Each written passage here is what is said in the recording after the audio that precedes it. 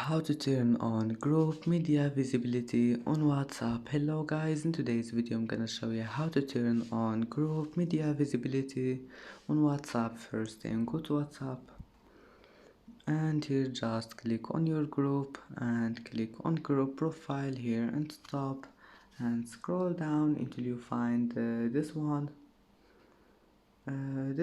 here, media visibility. Click on it and click yes and then click OK, and that's it. Now just go back, it will be saved, and that's how to turn it on.